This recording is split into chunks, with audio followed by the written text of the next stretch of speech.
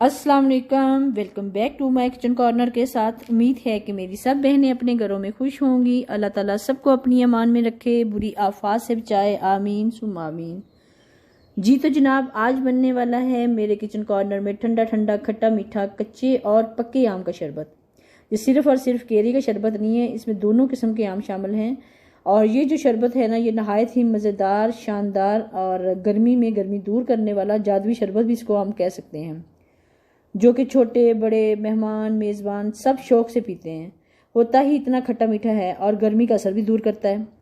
अच्छा, मुझे बड़े बुज़ुर्गों की, जैसे मेरी अम्मी कहते थे कि कच्ची केरी नहीं खानी चाहिए, मुझे इस लॉजिक की समझ नहीं आई कि अम्मी कहती थी कि कच्ची केरियाँ खाने से आंखें ख़राब हो जाती हैं, फेस पे दाने निकल आते हैं, बॉडी पे दाने निकल आते हैं और आंखें पीली हो जाती हैं, ऐसे जो है ना अम्मी मुझे कहते होते थे।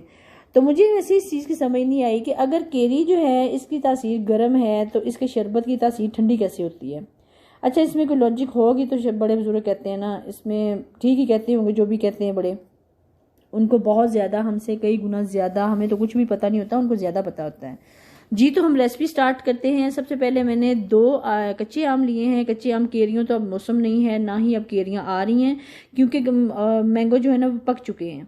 और ये वो वाले मैंगो हैं जो पिछले दिनों आंधियों से जो गिरते हैं नए सिरे से, वो कच्चे आम हैं। इसका अचार डालें, इसका रायता बनाएं, चटनी बनाएं, मुरब्बा बनाएं, ये भी केरियों का काम ही करते हैं। पर यह है कि इनका साइज़ थोड़ा सा बड़ा हो जाता है, इनके अंदर गुठली बन जाती है। ये मैंने ले लिए थे 2, मैंने कच्चे आम लिए हैं और माशाल्लाह देखें कितना खूबसूरत इसका कलर है। अल्लाह ताला की बनाई हुई नेमत है। और सब्जियां हो गई, फ्रूट्स हो गए, किसी भी किस्म के सब्जी फ्रूट्स है, हर सब्जी की जो है ना डिफरेंट शेप है, डिफरेंट कलर है, बहुत खूबसूरत होती है माशाल्लाह। तो मैंने 2 कच्ची केरियां ले ली हैं और साथ में 1 आम लिया है। अगर मैं 4 कच्ची केरियां लूँगी तो 2 आम ले लूँगी, अगर मैं 2 कच्ची केरियां ली हैं तो 1 आम लिया है। मतलब कि उनकी क्वांटिटी जो है ना, वो इसको बड़ा सा आम है तो ये हाफ हाफ हो जाएगा, मतलब हाफ कच्चा हाफ पक्का। इसमें मैं हाफ कच्चे पक्के आम की शरबत इसलिए बनाती हूँ कि एक तो ये खटास इसमें कम हो जाती है, दूसरा इसमें चीनी कम ऐड करनी पड़ती है। जैसे कि हम, अगर मैं चीनी से बचूंगी कि मैंने शरबत पीना है जिसमें बहुत ज़्यादा चीनी ना हो, तो बेहतर है कि हम कच्चा पक्का आम मिक्स कर लें और इसका शरबत बहुत ही मज़े का बनता है, बहुत ही ठंडा ठंडा, यख ठंडा करके पिए, बहुत ही मज़ा आता है। तो मेहमान आए तो उनको फौरी फौरी पिला सकते हैं। और इस शरबत की खासियत भी ये है कि इसको हम बना के रख भी सकते हैं, 2-3 हफ्ते के लिए फ्रिज में रख सकते हैं। बस जैसे पीना हो, गिलास में डाला, थोड़ा सा शरबत डाला और साथ में पानी डाला, बर्फ़ डाला और पी गए। कोई भी चीनी मिक्स करने की ज़रूरत नहीं रहती इसमें। तो ये पिलर से मैं सारे इसके छिलके उतार लूँगी। छिलका इसका बहुत सख्त था और पिलर जो है ना, पिलर की बात जो है ना, पिलर मुझे अब नज़र आ गया तो मुझे बात भी याद आ गई है। मेरे बहुत सारे पिलर जो है ना वो कूड़े में चले जाते हैं। वजह उसकी ये होती है कि उसका साइज़ छोटा होता है, छिलकों के अंदर मिक्स होकर तो हम कूड़ों में चले जाते हैं। और मुझे पिलर का हमेशा जो है ना, मुझे पिलर का बहुत मसला रहता है और मैं कोशिश करती हूँ मैं याद से पिलर जो है ना साइड पे रखती हूँ। जब भी इस्तेमाल करती हूँ उसको याद से साइड पे रखती हूँ। और ये मेरा बहुत अच्छा पिलर था जो बहुत अच्छा काम कर रहा है, नहीं तो अक्सर पिलर जो है ना हाथ में नहीं चढ़ते और अच्छा काम नहीं करते। आम सारे मैंने छील लिए हैं, तीनों के तीनों, और इनको अब मैं पीसीज में कट कर लूँगी। चाहे आप लंबे पीसीज कर लें, चाहे क्यूब्स कट कर लें, चाहे रफ किस्म का कर लें, जैसा आपकी मर्जी आप कर लें, क्योंकि इनको हमने थोड़ी देर के लिए 5-10 मिनट के लिए बॉईल करना है। और बॉईल में इनका मिक्सचर बन जाना है, इन्होंने मिक्स होना है। कोई ज़रूरत नहीं होती बहुत ज़्यादा खूबसूरती से कटिंग करने की। कटिंग वैसे खूबसूरत ही करनी चाहिए, पर इसको मैं ज़रा रफ़ तरीके से कटिंग कर लूँगी। रफ़ तरीके से कटिंग जैसे मर्जी में कर लूँ। और माशाल्लाह देखें इतना खूबसूरत आम है, अंदर तक जो है ना वो पके हुए हैं, कच्चे हैं। और अभी इनकी खुशबू और इनकी जो होती है ना, एक अपनी कच्ची केरियों की खुशबू अभी तक है।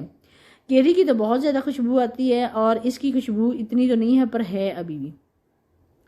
इनको मैंने कट कर लिया है। और ये शरबत जो है ना, इसको एक और तरीका है, इसको हम कच्चा भी पका के पी सकते हैं। मतलब कच्चा ग्राइंड करके उसमें चीनी, उसमें नमक मिर्च जो भी डालनी है उसको हम पी सकते हैं। और ये मैं पका के इसलिए पीऊँगी कि तकरीबन 5-6 दिन के लिए मैं मटीरियल बना रही हूँ।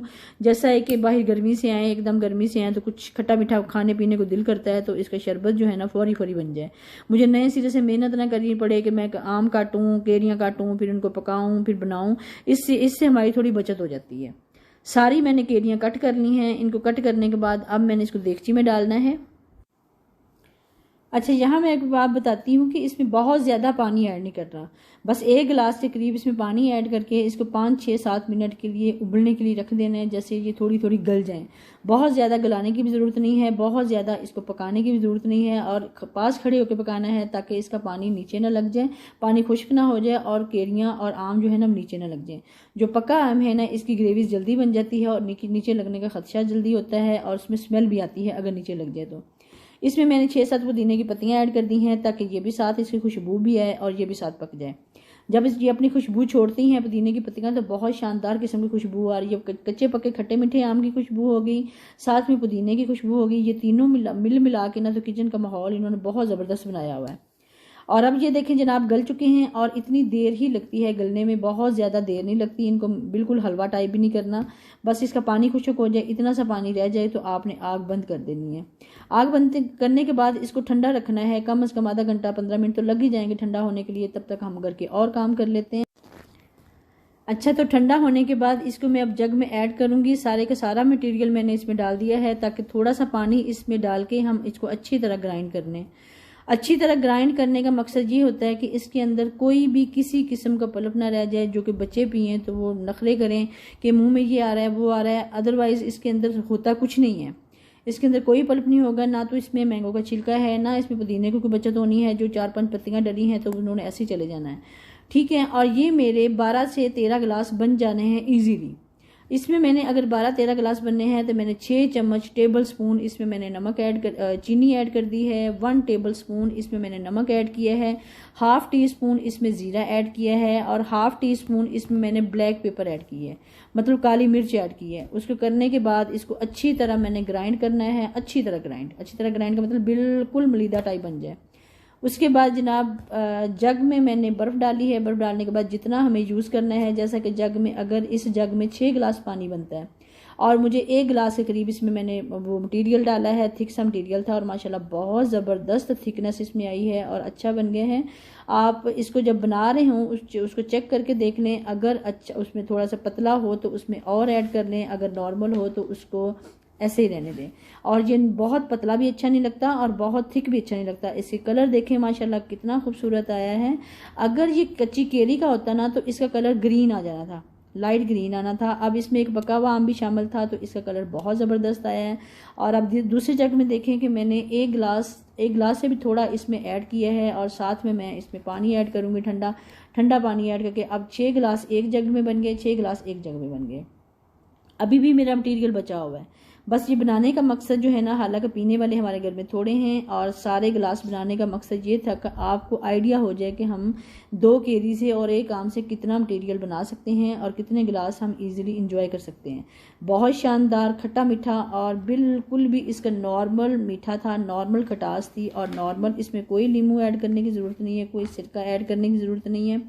अब इसको ये है कि बाकी हम सेव कर सकते हैं, 8-10 दिन के लिए फ्रिज में पड़ा रहेगा तो बहुत शानदार किस्म का ये शरबत बनता है। तो मेरा ख्याल है कि आपको ये तरीका, ये मेरा जो है ना मेथड बहुत अच्छा लगा होगा। अगर अच्छा लगा है तो ज़रूर इंजॉय करें। और ये बहुत ही मज़े का यम सा शरबत था। मैंने हर गिलास में 2-2, 3-3 क्यूब्स ऐड किए हैं, साथ में सब में डालूंगी। अब मैं जिसको सर्व करना है माशाल्लाह। अब एक गिलास जग में देखें 6 गिलास हैं और थिकनेस इसकी देख लें, आपको खुद भी आइडिया हो रहा कितनी मज़े की बनी है। बिल्कुल यम टाइप जो है ना शरबत होता है ना, बन गया है। और मैंने तो इसका ऐसा मटेरियल ऐसे करती हूँ ना कि जो कुल्फ़ी होती है, कुल्फ़ी के सांचे होते हैं, उसको बाकी मटेरियल उसको ऐड करके उसमें आइसक्रीम स्टिक लगा के तो मैं कुल्फ़ी बना लेती हूँ। वो इतनी मज़े की खाने वाली बनती है ना, जिसका जायका जो है ना वो मुंह से ख़त्म होने का नाम नहीं लेता, इतनी यम होती है। उसमें जो मिर्च का टेस्ट है, ब्लैक पेपर का टेस्ट है, बहुत अच्छा आता है। और साथ में खट्टी मीठी तो पहले ही हो रही होती हैं, साथ ठंडी होती हैं। बहुत मज़े, गर्मी इंजॉय करें, बनाएं, बच्चों को पिलाएं, मेहमानों को पिलाएं, आने जाने वाले को पिलाएं। अगर कोई नहीं पीने वाला तो गुजरते हुए गर्मी में किसी को बुला के पिलाएं, क्योंकि गर्मी बहुत पड़ रही है, लोग घबरा रहे हैं। घरों में हमारी मेड आती हैं, उनको भी लाजमी पिलाएं। इतना जो खुला बन जाता है, इसकी मकदार अच्छी खासी बन जाती है। 2 कच्ची केरियाँ होगी, 1 आम हो गया, 4 कच्ची केरियाँ होगी, 2 आम हो गए। तो इतना ज़्यादा इसका मटीरियल भी नहीं है, इतना ज़्यादा ख़र्चा भी नहीं है। बिल्कुल हम गर्मी इंजॉय कर सकते हैं। अगर गर्मी है तो गर्मी को इंजॉय करना भी जो है ना किसी किसी का काम है। बस इसी के साथ मेरी आज की वीडियो को एंड होता है। इंशाल्लाह नेक्स्ट किसी अच्छी वीडियो में मिलेंगे। अगर आपको ये मेरा तरीका शरबत बनाने का अच्छा लगा है तो आप ज़रूर ट्राई करें, बच्चों को भी पिलाएं, ख़ुद भी पिएं और इन्जॉय करें। और माशाल्लाह ये मैं अब डिफरेंट तरीके से जो है ना ग्लास रख के देख रही हूँ कि किस तरीके से मेरा थंबनेल बनेगा। इंशाल्लाह नेक्स्ट किसी वीडियो में मिलेंगे। इसी के साथ अल्लाह हाफिज़।